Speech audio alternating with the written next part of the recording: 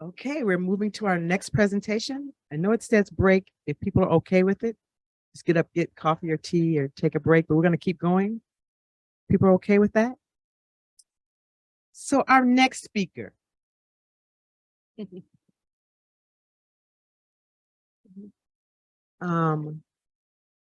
Jeanine Ntihirageza. So I'm going to go ahead and read this, but I'm going to have a little more to say.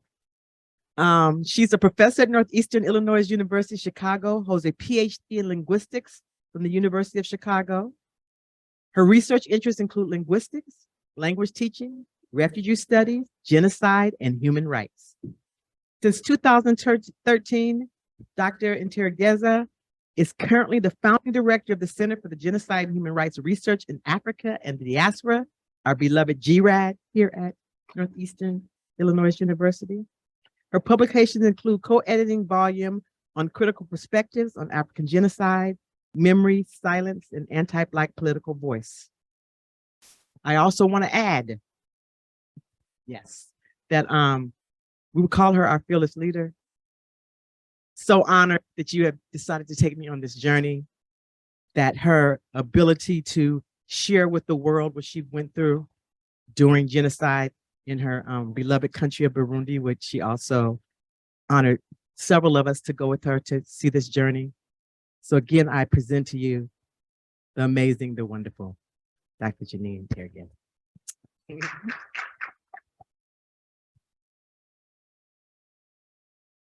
That's so kind. Thank you so much. So much more I could have said. Thank you. Thank you so much. We love you. That's beautiful. Love you too. Yeah, 10 years ago, if you had asked me that I'll be standing here talking about memorization of genocide and including Burundi, it's like, huh? What's that? You mean we're supposed to talk about what happened? No, that was, so it's been 10 years, a long journey, a short journey, but a long one. So I'm trying to say hello here, like trying to keep talking until the slides come on. But obviously I could talk forever about, this. I don't think I need slides, but for the audience, we need the slides. Yeah, so thank you all. I have so many people to thank for this work where we are now, but I'm just going to focus on memorization today and what it means. First of all, should we even memorialize? Should we memorialize genocide, mass atrocities? Is that important? And Paul Ricoeur says, nah, some things are better left on their own to not remember them. But I'm here to say, from my experience, my personal and professional experience, from working with my colleagues world over, memorialization is so important at the personal level, at the community level, at the national level, at the world over. We need to memorialize those events that have affected us at the individual level, again, at the community level, societal level, and international levels. So we do need to memorialize. Thank you. Thank you so much. So now I can close. So for some reason, I don't see, you know what? I'll keep this one on because I don't think I'm, so I hope you can all see. Oh, this is much better. All right, okay. I was challenged a couple years ago to talk about, I had been invited by KM Israel in Hyde Park, a synagogue in Hyde Park. I was challenged to, I was just invited to tell my story, tell the story of a survivor story. And I present to them. Then afterwards, I had a bunch of questions there in one of the slides, but I'm going to mention them now. So how do people remember there? I said, immediately, of course, I thought, how do we remember genocide? No, it's irrelevant. It's an irrelevant question because we're not there yet. we cannot talk about how when we haven't even recognized that there's something happened, right? We heard from our colleague, Momborero, who's talked about the fact that in Zimbabwe, it's like silence. Things happen, but we don't talk about them. So you can't talk about memorialization when we don't even know, like publicly know that it's there. We knew individual survivors, but the publicly we couldn't talk about it. So, but they said, well, how about the stories they wrote when those who were undergoing through the genocide? No, many people couldn't write because anything that was written was confiscated, taken away. Or if they wrote, but again, 1972 in Burundi, you couldn't, there wasn't, the literacy level was so low that there weren't many people writing, right? So then they said, well, how about drawings? How about art? Well, that's not really something that in Burundi at that time we could rely on. Not many people were drawing, so art wasn't as valued.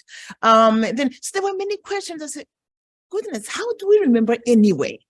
So I started then investigating, looking at what do we do? Are we even supposed to? This is what I'll try to cover, and I skip because for the sake of time. Contextualization. So when you have a huge continent, 54, 55 countries, if we have include the Sahara, Occidental, Western Sahara, and but for some Africans, independent of the boundaries of their countries, or the role of authority is huge. The role of authority, and please, I'll come back to this, but authority. If I believe you are above me, you have more, or you own more, or you have more power over me, our interaction, what you tell me is what I do. So my body basically belongs to you who's in authority, who's in a position of power. So the bodies belong to the state. So if they die, no, you don't own them, especially if me in power took them away, killed them. So you don't have the right to ask what I did with the bodies. So dignity. Are we dignified? Do we have dignity naturally on the African continent, in our culture? Yes, it's big. In fact, a professor at Harper College went to for research to Uganda and was amazed that poor people were still dignified. We have it, but the authority can play with it, use it in many ways. Lack of accountability. So we look at that in a few stories that I'm going to tell as we move forward, because as you heard in some of the stories that were told yesterday and today already, accountability is not something that's real when those in power, when those who perpetrated atrocities are still in power. Okay. Now, many times when we hear about, at least in the West, people hear about Africa and the fightings and the corruption, all the ills, societal ills. It feels like there's just so bad. People are fighting all the time. Ethnic, tribes, these tribes that are after each other. Come on. There are so many ethnic groups, 3,000. More than 3,000. Different. We're talking about different ethnic groups. If they were fighting all the time, what would we have, right? So it's the management of whatever happened, how it was managed, made it sound like these people who are bad, who don't know how to govern themselves. Okay. So should we remember? So again, I mentioned Paul Ricoeur earlier, who doesn't see it that way. But again, there are many scholars, I can cite, in fact, a couple of slides. I'm going to read some of the quotes from different scholars who say, yes, in order to heal, we have to remember. And when you remember, what you do with that memory. Okay. So let me see if I can read from here.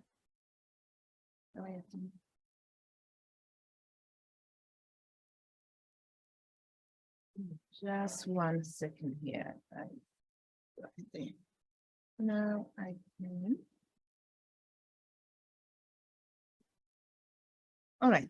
So Raphael Lemkin says it takes great moral strength to give up temporary political interests and inconveniences in order to build something bigger and better, which will serve mankind as a whole. And then in one quote on the African Union website, I saw this and I was like, oh boy. Many African states have demonstrated a willingness to take action through the African Union and sub-regional organizations, though, this is the part that's really important, though such willingness has often been hampered by inadequate capacity. Inadequate capacity. I want you to process that. Really, is it about capacity? Or is it about those who are in power?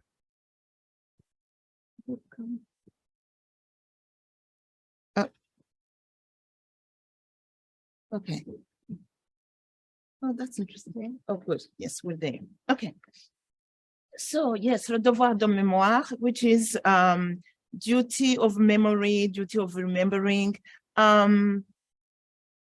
I challenged myself, and as I was looking at how Burundi is handling, and again, I apologize for those of you who don't know what happened in Burundi in 1972. There was a genocide of Hutus perpetrated by Tutsis. So I'm giving my examples will be mostly about Burundi, although I've been mentioning a couple others. There has been now, so it happened in 1972, total silence. Fast forward, now we have in Burundi, there is a Truth and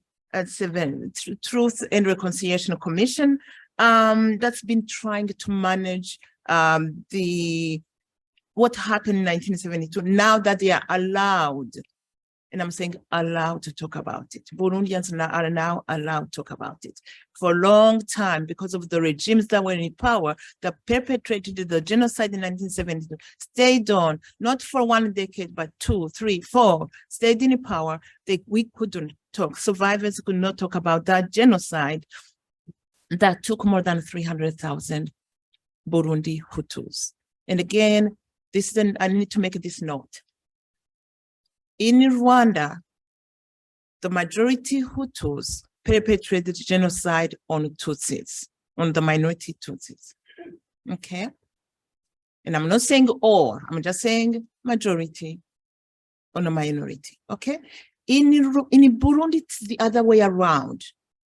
Earlier, and I truly believe if the genocide in Burundi perpetrated by Tutsis or minority Tutsis on the majority Hutus, if it had been managed well, I believe that maybe we wouldn't have had a 1994 in Rwanda, the neighbor. That's somebody who needs a topic for dissertation. Okay, so Sever, the Truth and Reconciliation Burundi says, the grave human rights violations pre-planned and executed in 1972 have left obvious and indelible sequels, I'm not saying it right, effects in the nation as a whole and in the families of victims. But it took 50 years to be able to talk about it. So really quickly, 1972, I'm 11 years old. My father is killed, my brother, and many cousins that worked for my father, and we never saw the bodies. To this day, we have no idea where their bodies are, okay? But what followed that 1972, that killing, is that we couldn't talk about the fact that we lost. I couldn't say I lost my father to anybody for fear that they would take my mother away, put her in jail, and the chance of her coming back would be close to nothing. So everywhere, silenced. We couldn't express it. We couldn't mourn. So I remember my mother going to cry in our little toilet outside the house. She would go there and cry, and I would hear crying. At that point, I had no idea what had happened. Even though I was 11, I was just a child. But later on, so it's a long story that I won't get into, but we couldn't talk about it. Why? Because the government said so. And we couldn't talk about it even more because our social, our cultural norms and traditions also made it worse. So the government took advantage of the traditions that we have. So I'll come back to this in a minute, in the next few slides. Oh, I just actually, okay. So fast forward, I'm sorry, these images are not, I should have warned you about them. But these were found recently in the last 2 years. They found more than 4,000 mass graves in a tiny country, same size as Maryland. More than 4,000 mass graves. In some 6,000 bodies, in some 10, and so some are bigger than others, are larger than others. So this has happened in the last 2 years. Ooh. Am I doing it wrong? Okay. Okay, there. So 2019, my colleague Jermaine will remember this when we met in Cambodia. I traveled to Burundi in 2019, summer 2019. And so I went, I thought, oh, it's been so long. And of course I was here, I had started talking about the genocide, right? So, okay, I go back and I got it. So remember what happened in 1972 and they froze. People around me froze. I was like, oops, of course. They haven't talked about it. So I was just in a special position to have been able to talk about it, to have started my healing process. They hadn't even gotten there. So of course, zip, even my sisters, just my close relatives, Tutsi or Hutu, zip. You don't talk about it. And by the way, my mother is mixed. I am mixed. My mother is Tutsi. My father is Hutu. Okay. But the fact that my mother is Tutsi didn't protect my father. That was out of question. So, but then the same summer, I happened to travel to Cambodia. And they've memorized everything, the genocide that happened to them in the 90s. They've memorized it to the core. They even have, in the description of the bones, I remember having a hard time looking at those, where they had the remains. It's horrific looking at. But I looked, when I gathered my strength to go look, they even had like these bones were cut by a machete, and they would write that. They would indicate that. That's how detailed the memorization had. They've done. Now, so you're comparing it to Burundi, nothing. It happened 50 years ago, and you have a place where they've accepted it. They're managing it. They've taken it by the horns. They are dealing with it so that they can heal as publicly. Oops. What I'm going to go to this one. Okay, so what happens when we don't memorialize? Here you go. So quick question. This is for you. How many people have been killed through mass violence in sub-Saharan Africa between 1900 and 2007? I think I limited there. Any guesses? Anybody shout out the answer? See, it's actually more than, yes, it's actually even more. Yeah, so I kept it here because I kept it to 20,000. Those are the ones I was able to document using Australian, hey, come on. Yeah, it's more to see at that point from my documentation. Hey, come on, go. Okay, there you go. All right. So the Australian National University has this amazing data forecast. Go in and draw from, whichever region of the world you're studying. And those are the ones that I was able to document this from here. Don't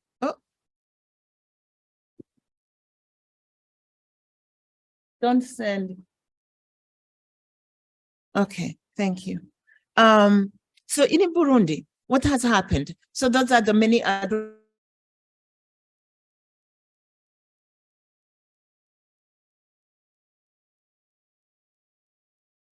Oh, come on. Oh, can you share again? Okay, so okay, come on, go.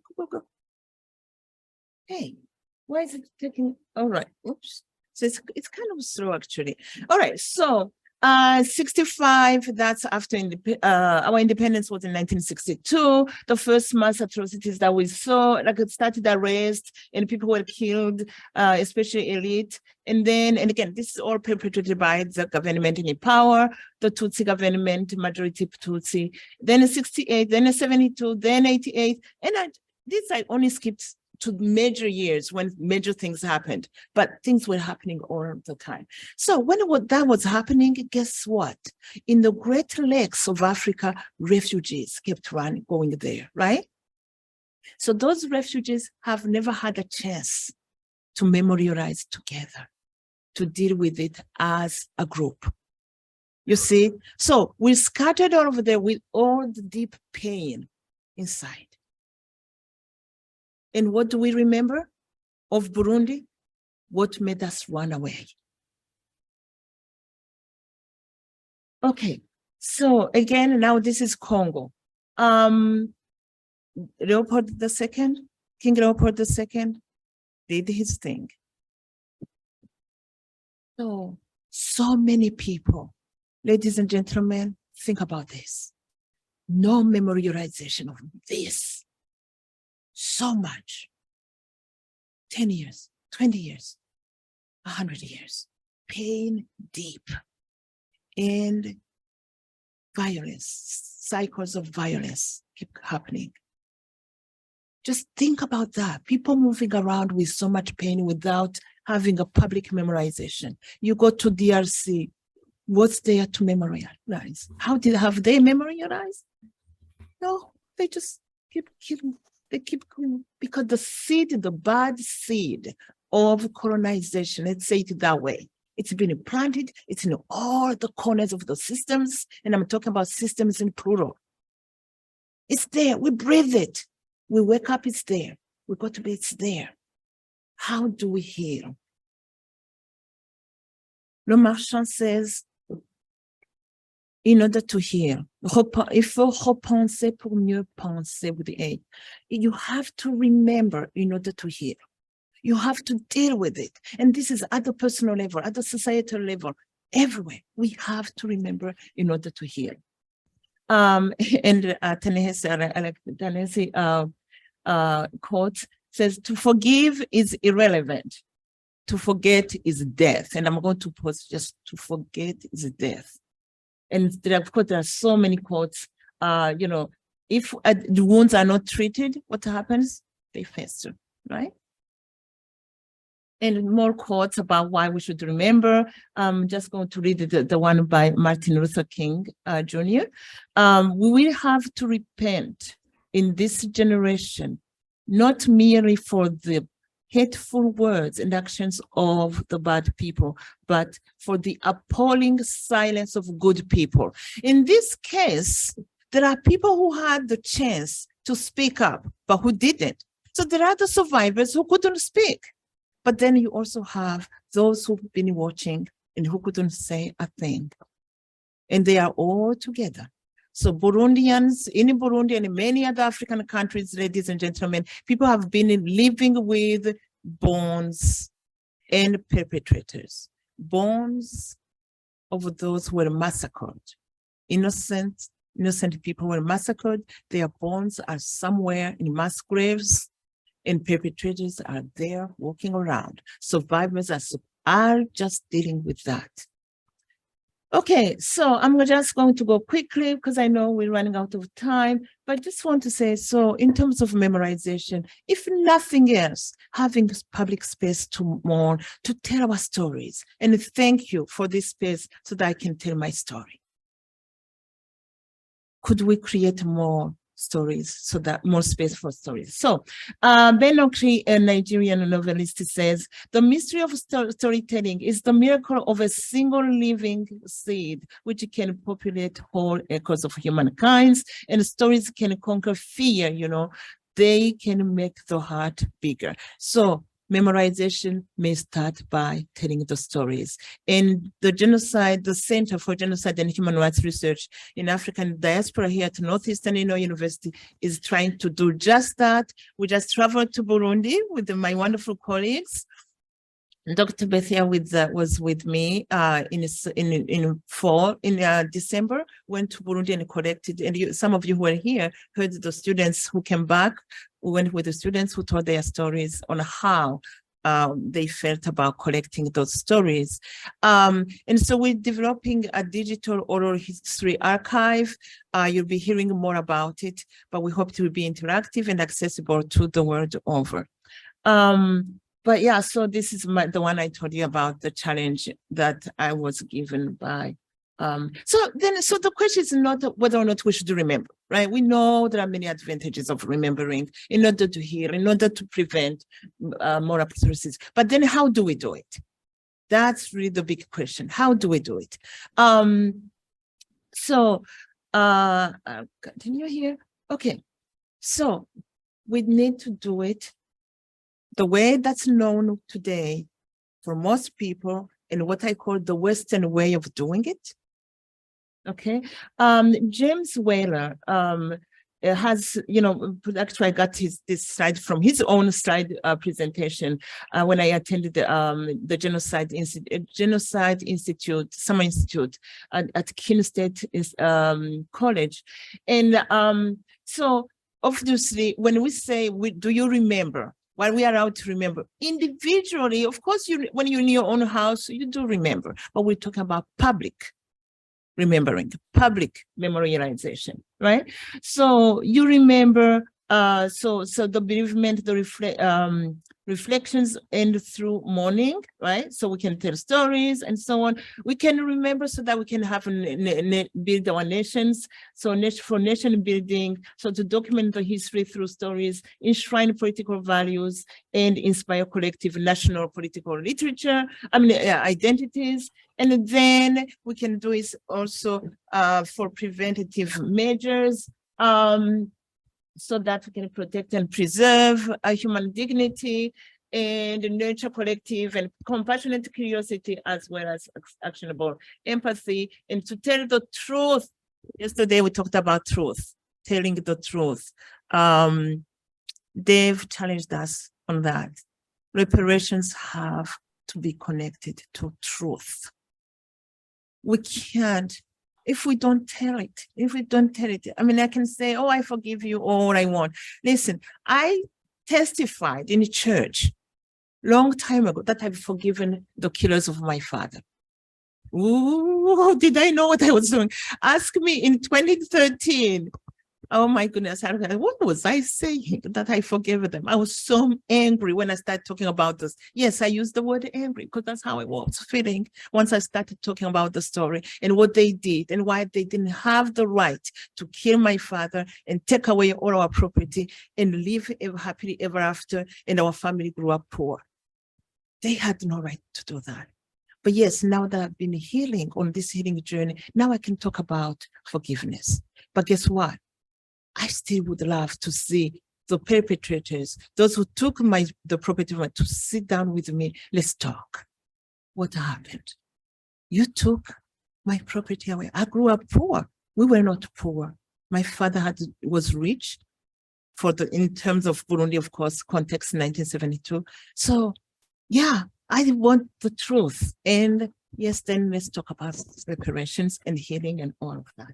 Okay, so of course I can go on and on. You can tell I am not aware. But here is the challenge. Now we have issues with our culture, because what I just said about, you know, the monuments and all the other things, do they work for the old lady like my mother? How does she memorize she doesn't take a trip from the countryside to go to the city to see the memorials, even if they built them. So how do we memorialize for my mother, for all those people, the widows, the orphans who cannot even process that concept of a building to represent? How do we memorialize? There are ways we can do it. And I'm going to skip those quotes. So the tradition, so the challenge then I had was, and I've been asking many people in Africa who are Africans, how do you remember your loved ones who died? How do you do it? Okay, well, in Burundi, there's a huge issue because you're not even supposed to talk about the names of the people who were killed because you're stopping their spirits from resting. So my father, we don't say, oh, my Gwasa Bonaventure, those are his names. We would say, well, actually, my brother's father. So because I'm a woman, so I don't count. So it's my brother's, yeah, that's a whole other thing. Yes. So it would be my brother's father, that's or the place where he used to live, or the Umuhisi, the person who left. Umuhisi, the person who left. The context will tell you who that person is, who left is. But he is Umuhisi, the person who left, right? So those kind of things really made it hard to even try to talk about the dead. Makes it. Or the people who died, you ask if you want to know about the dead, ask the dirt. Because they are down there, they are in there, right? Except that for us, we didn't know where that dirt, where exactly. And then Ntihirageza, those who don't forget can't live with the others, you see? And this is all in our language. These are sayings in our language. Ngurinzira, I'm just going to be quiet. I don't want to start any trouble. You see, so these are sayings that are constant, and they became even more, you would hear them more frequently after 1972.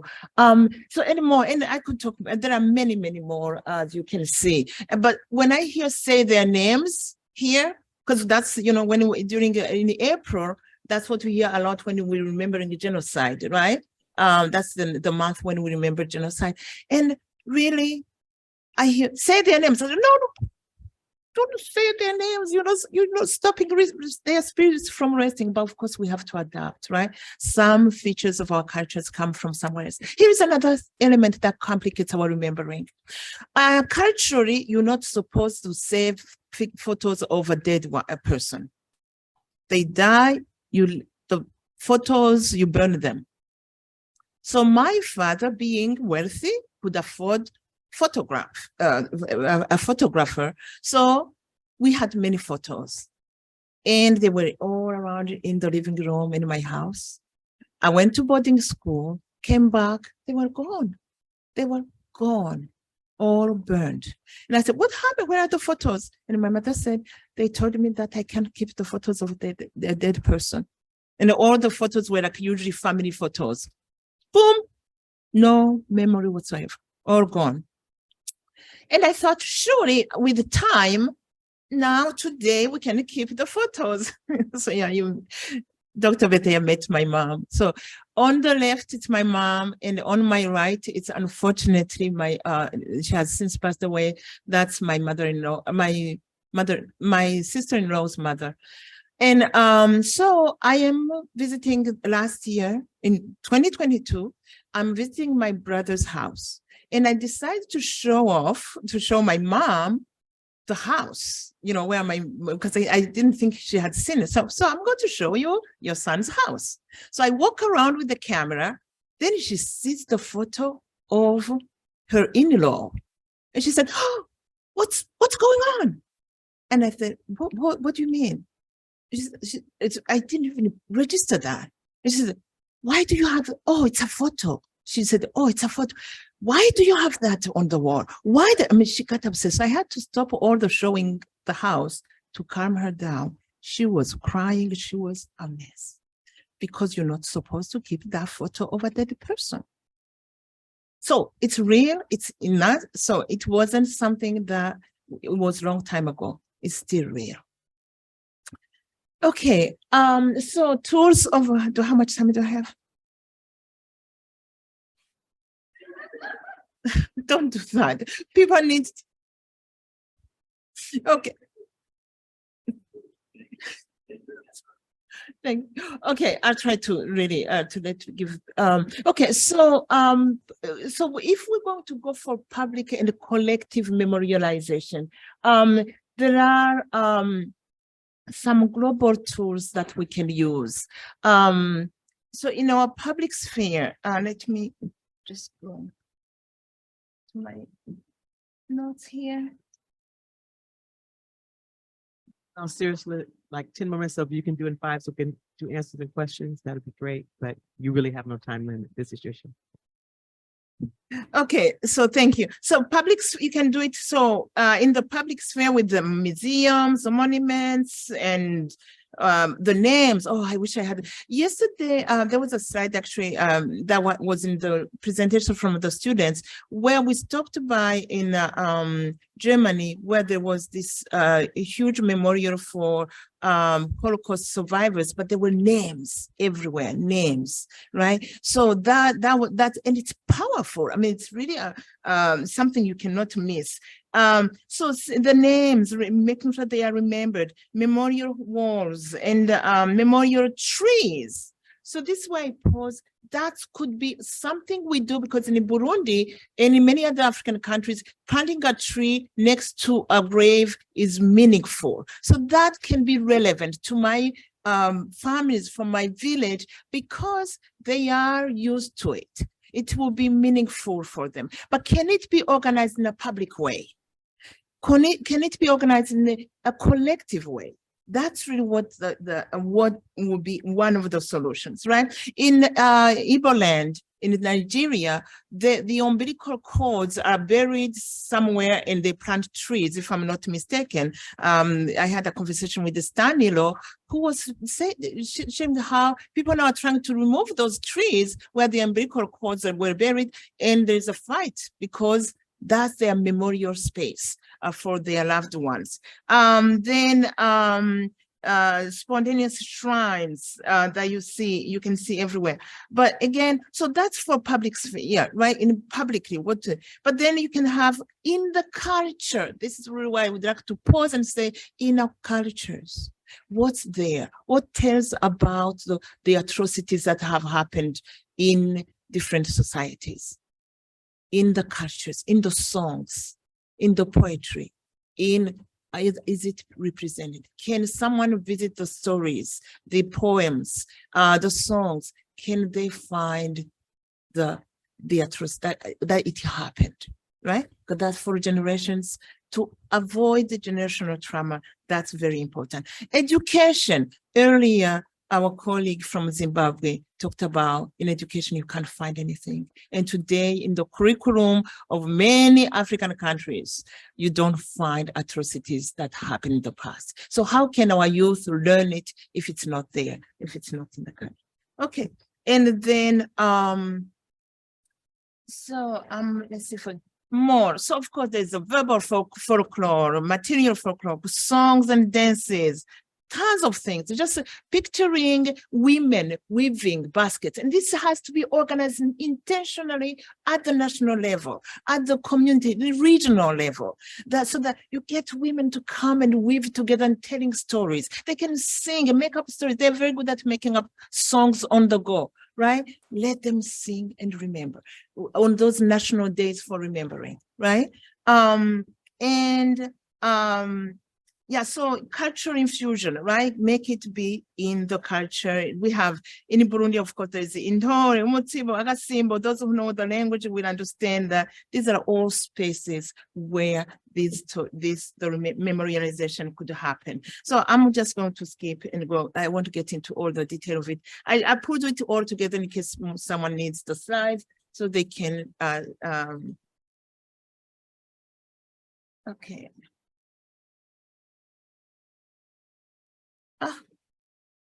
It's slow. Yeah, are you able to get to the next slide?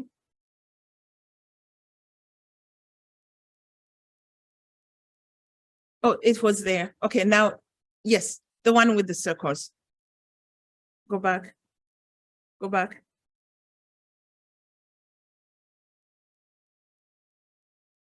Back. Yes, thank you. So allowing people to produce and consume literature, you know, in the poems. So it doesn't, like Jody, one of the presenters yesterday, talked about stories that her students tell. Later on, we talked about, we didn't have much time to communicate, to share in the space here, but later after that, her presentation, I said that, well, how about collecting those stories into some kind of a book or a website, or right? And she suggested that they would produce them and complement our digital oral history. And I thought that was going to be really powerful if we get the stories from young people there. Okay, so produce, consume, and produce and consume. That should be a mantra. Okay, so now commitment. That has to come. As someone asked, who's responsible? Our previous speaker from Zimbabwe, who's responsible for memorizing, for memorialization? Everybody, but let me tell you, until those in power, those in authority decide to do something, nothing will happen. And to start by calling it what it is. It's genocide. If it's genocide, call it genocide. Until that happens, memorization won't even work, until people recognize what's been happening in that country. Okay, I'm going to stop here. Thank you very much. Questions? Yeah. I'm sorry, say that again. I just wanted to give an example of how memorization has happened. Yesterday, you heard about, they didn't name it as martyrs of Burundi, but there is the image you see, children, 40 children were killed in Burundi in 1997 when they refused to separate. So a group of, an armed group showed up at a school and told the group of children to separate. Hutus on one side, Tutsis on the other. And the children refused to separate. And 40 children were killed all at once. 26 wounded are still alive to tell the stories. But these children, so these are we went into the memorialized, the place where it happened. And so we took that, we have that picture and more. But yeah, people go to visit and see the graves. The graves are there. So it's really a powerful way of memory. Again, this is an example of where they are allowed to talk about it, right? But it's not connected with the 1972, but it's an example of how memorization has happened in real life. Okay, thank you very much. Mm-hmm.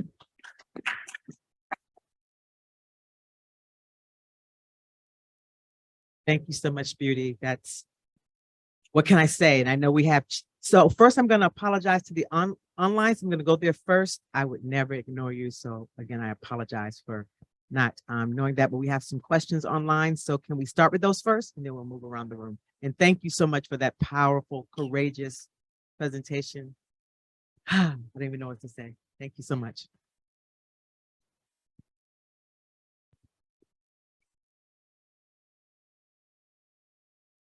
This is from Leonida Katunge. Yes. Hello, Janine. Thanks so much for that powerful presentation that is taking me to think of forgiveness and memorization.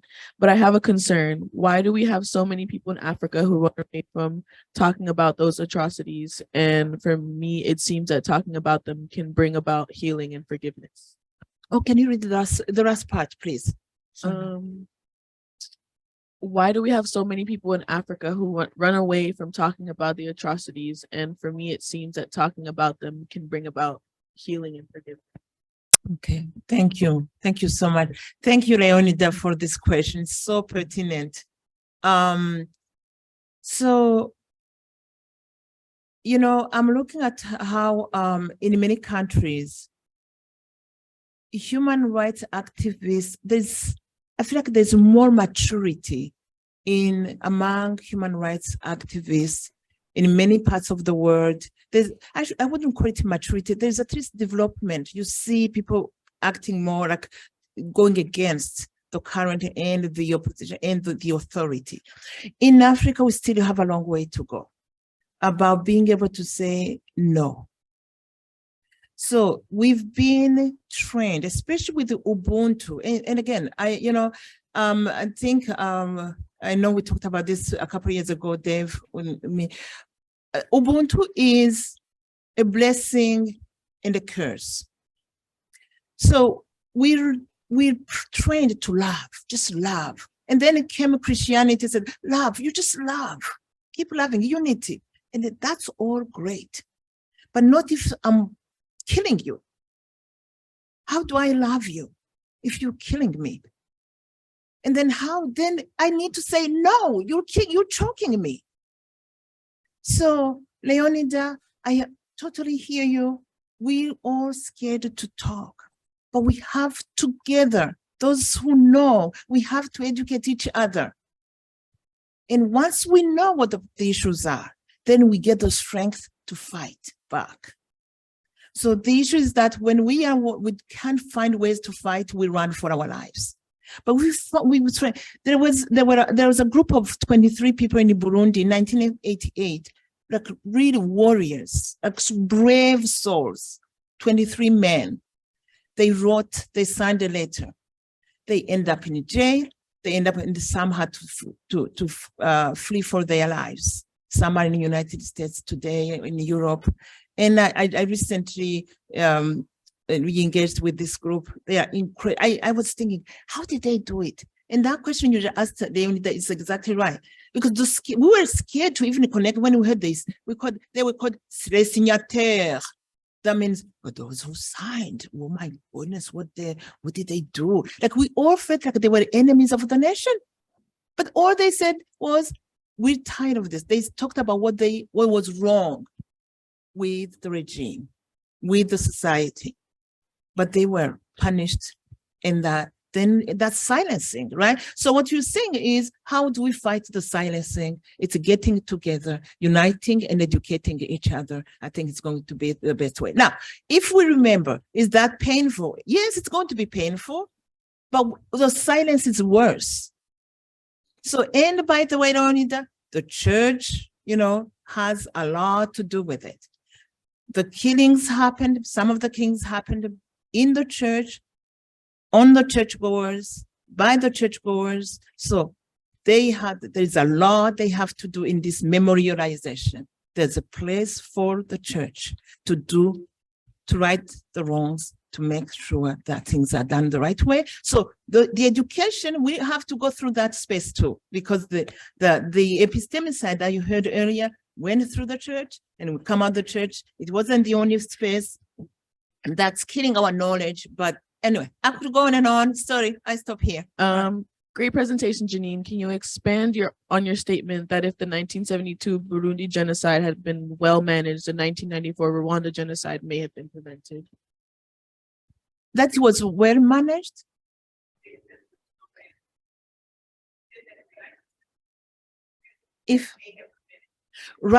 I see. If it were. Yeah, to expand your statement. Yeah, if it were. Yes, absolutely. Thank you.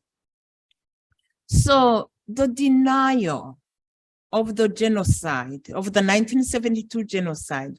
Okay, maybe let me back up a little bit. What caused let's see how I can say it in a few words. In 1959, there was a revolution in Rwanda. Now we're talking about two countries that are next to each other. 1959, there was a revolution and the Tutsis had to run for their lives. Not all of them, obviously. So those who fled to Burundi, they were fleeing because of Hutus, majority who are staying in Rwanda, right?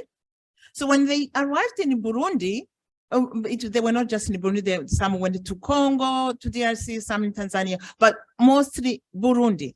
In Burundi, those in power were Tutsis. So Tutsis in Rwanda arrived in Burundi where the government is majority Tutsi. They were majority were treated really well, given positions in the government, in the schools, in the university, right? So Do you think they were saying, oh, we won't worry about the Hutus? The Hutus just chase them away from their countries. So that messaging, if you don't kill them, they will kill you. That started going into the spirits of the leaders or those in of power in Burundi. So then you have this intentionality of, we have to watch those Hutus. What could they do to us? They may do to them what they did, what they may do to the Hutus in Burundi, may do to the Tutsis what the Hutus did to the ones in Rwanda. So had there been that recognition earlier on, and then stop it, or when the killings started, there was a sign, hey, remember what happened? So stop it, right? By the way, the international community knew what was happening. I have quotes after quotes of journalists from Le Monde, The Atlantic. They all were saying, guys, it looks like there's genocide happening. Silence.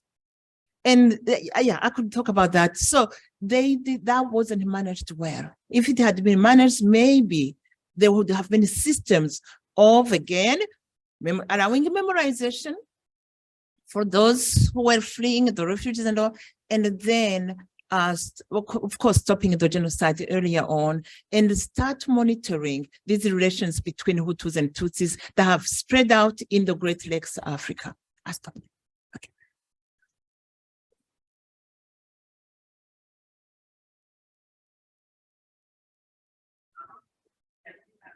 More questions online and 3 or 4 questions in the audience. So we're going to work through lunch. So people that are here, please grab your lunch. And we have another presentation. So please grab your lunch. I'm good. I'm African. And I live in time and with time. Time don't tell me what to do.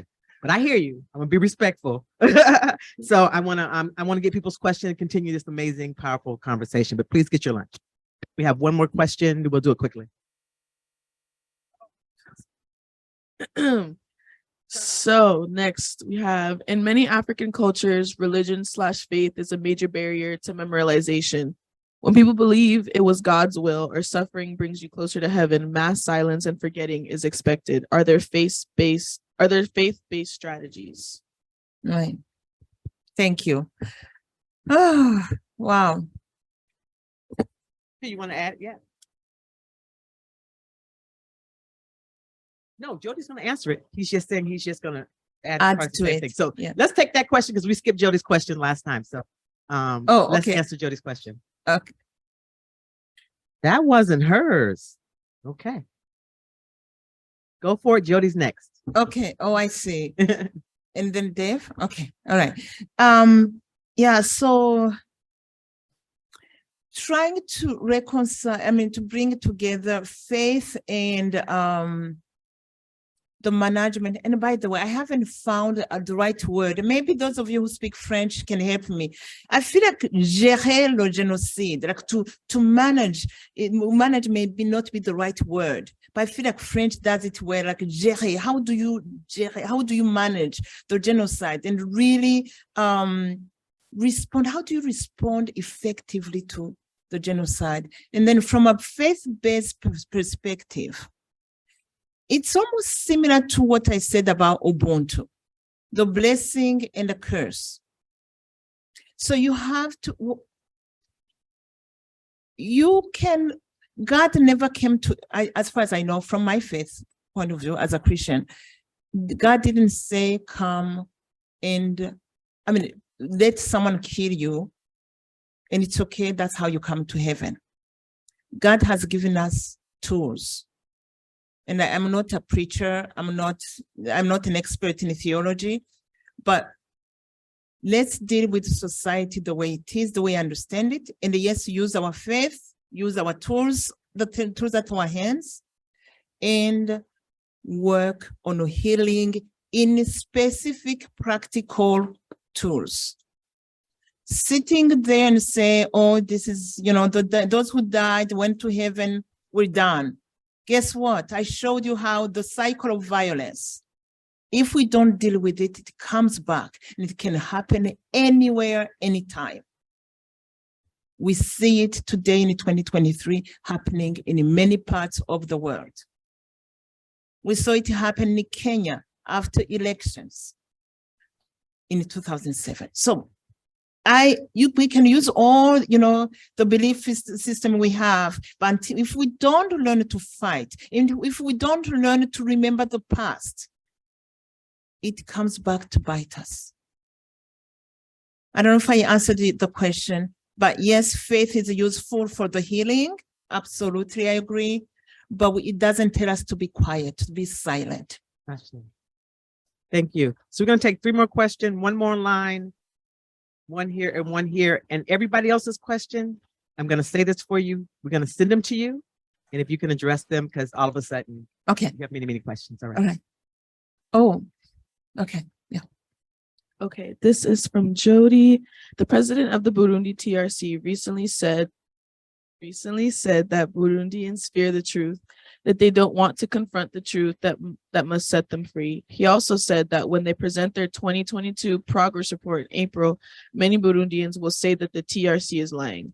Yet, at the local level, Burundians have been sharing their stories with one another for years and facilitated workshops. What do you make of this gap between a grassroots openness to hearing and speaking the truth, however difficult, and fear and denial of the truth at the national level? Mm-hmm. Oh, that's great. Thank you. Very good question. Yes, there is indeed, in the recent years, well, at least, especially in the last few years, there have been efforts at the bottom level, bottom up, basically. We've had groups that get together and try to work on healing and reconciliation. But the danger, and again, I have to come back to the authority, right? What does the authority know? And what is their fear? Why don't they want to recognize what happened with its right name? Politics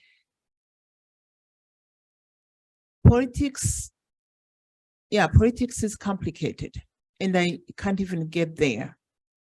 But I'd like to say the fear is real because of the cycle of violence that has happened and the various perpetrators and actors on the different scenes. There is fear, it's real. But even when at the grassroots level, people are talking, among themselves, there's still fear to tell the whole truth unless they are in those groups that are engaged. We interviewed, in December, we interviewed two young adults. And it was amazing because they started, each one, saying, oh, we are good, no worries, we're all brothers and sisters, there are no issues of Tutsi Hutu. When we've poked further, not poked, but really asked more questions, then you realize there were deep-seated fears and worries. In fact, one of them read a poem to us that he wrote, and the poem was about the fear and the suffering and the pain, deep-seated. But when he started saying, oh, we are all brothers, and we have friends in both parts, I have Hutu and Tutsi friends, and I have, but they don't, when we asked, do you then with your friends talk about what happened in the past, the relationships between Hutus and Tutsis? No, you don't talk about that. But these are close friends. And there's that limit, that barrier. So, Jody, the question is, how well are we doing without the public memorialization, national acceptance and recognition of this? That's really, right? How well are we doing? Yes, we can go so far. And again, I say, look, when we retrain our populations, we better start with the leadership and put it in education so that the next set of leaders do better than the ones we've had. Yeah, thank you.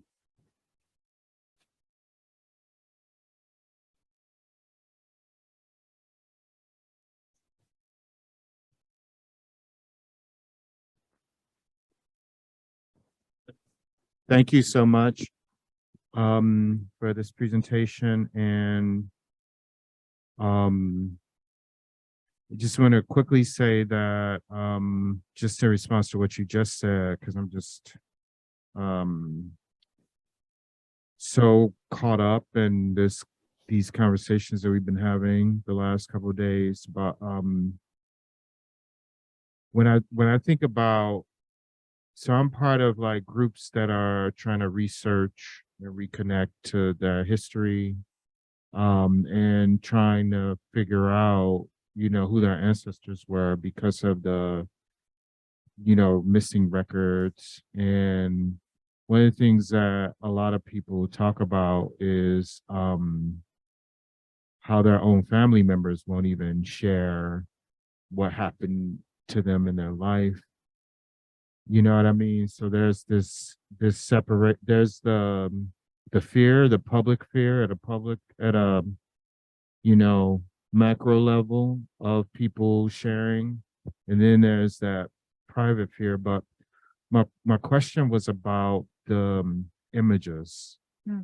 Like because traditional African spirituality is re-emerging among a lot of people in the diaspora, and images of ancestors are really important. Right. And so my question is that disdain for those images a part of like Christianity, or is there, like that, is there like a clash between like the colonial introduction of religion, or is it just a piece of culture that is, or traditions? Like, where does that come from? The disdain for that. And it's not like oh, we don't do that. It's, even your mother, it was a strong, emotional reactions. Huh? Yes. Yeah. And a white Jesus. Was that a white Jesus in between the black kids, or was it a light-skinned Jesus? It was a white Jesus. Yes. All right. Yeah. Right. Very good question. Actually, Dave, so that's a good question, but it's not disdain at all. It's out of respect of, yes. Now I know different cultures have different ways of implementing their belief systems. For these Burundians, traditionally, the reason why they want actually it's not just images. Traditionally, if you went to Burundi in the city, that things are different, but they would bury you with the things that were important to you. Like take it away. Like it's almost like it's going with you, right? So the burning of the photos, because they didn't have a grave to put where to put them. They couldn't go with the people who died. So it's more of the image. You look real, so we don't want to keep you alive when you're dead. That's the idea. So like, again, my mother, when she saw the photo, she said, "Oh my goodness, it looks like she's alive." Those are the words she says. "Oh my God, Aravola. It looks like she's alive. She can see." So it's that idea. Let them rest. Put everything with them so their spirits can rest.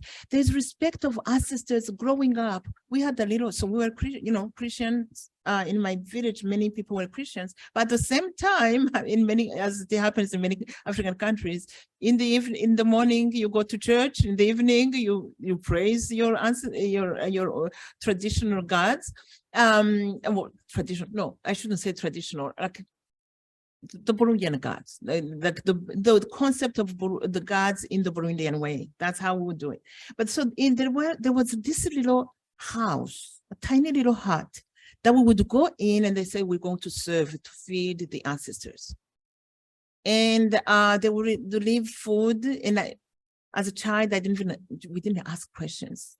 Now I have so many questions, like where would the food come from? So why was there food? So we would find food. They would say, "Oh, the ancestors left children some food," and we would go and eat in those, and we would feel so proud that ancestors remembered us, and But then there was a praying. Like, so we have a representative of God to what we call Kiranga. that Kiranga would come and they would pray and praise and dance and all of this. So I don't think the I'll get to the Jesus, the white Jesus, but the part about respecting the dead and the ancestors is real. In fact, traditionally, we buried our dead right next to the house, like close to the fence, the urugo. So, yeah, no, there isn't anything disrespectful or anything. It's a huge respect of the dead. And we would talk about them coming back to visit and all of that, but keeping their belongings somehow felt like we're keeping them on earth and they should be resting instead. That's how, but there's a question of is there anything Christianity in this belief system? I would have to dig deeper and see, but at this point, from what I can tell, no. And that's also looking at some other cultures. There's one from the Nowhere. I didn't read the quote to you. It's in the slides where they say the dead should be left alone. Let the dead be dead and rest. But left alone doesn't mean let's forget them. No, you will remember it for they are your own people. You remember them as your own people, but not for public consumption. Does that make sense? I hope I answered your question. Yes. Thank you very much, Jeanine. I have a kind of two-pronged comment question. The first comment is that speaking from my culture as Igbo, I don't speak for the rest of Africa, we did not have written culture. And therefore, we did not have documented pictures or comments or whatever of the dead. But having grown up in this in Igbo traditional religion, following my mom to worship at the shrine, I know that the dead are considered not dead. They are buried close within, and it's assumed that their spirit hovers or is within the context. So we breathe them, so they're part of us. I don't know, of course, it has its own theology, but part of it is also that, we didn't have any written culture. So, but the second part of my question had to do with what you said earlier, which you corrected about the Burundian genocide not being managed well. So I now understand that it's the memorialization, how the story was told, was not managed well. And that led me to the thinking that, we who are interested in telling our stories should also be aware of the fact that memory can play games with us. Our memory is always selective. Right. And we must, while telling our stories, we must be ready to challenge our memory. And while challenging our memory, we know we should be aware that when we tell our stories, our story is not targeted at salvaging the humanity of all, then it can be dangerous. Thank you. Thank you so much. Thank you. No, that's a very good point. I like your point about the dead are not really dead, because we keep talking to them. We keep referring to them in our day-to-day interactions. Absolutely. So they are not dead, forgotten, but they are not alive to be shared in public spaces. Then to your point about, I just realized what I said when I said genocide managed well, or not managed well, I didn't mean the killings. I meant the aftermath of the genocide, or even during the genocide, had it been stopped and publicly recognized as such, then maybe we wouldn't have been where we went with the 1994 genocide. Okay, but that's a good point.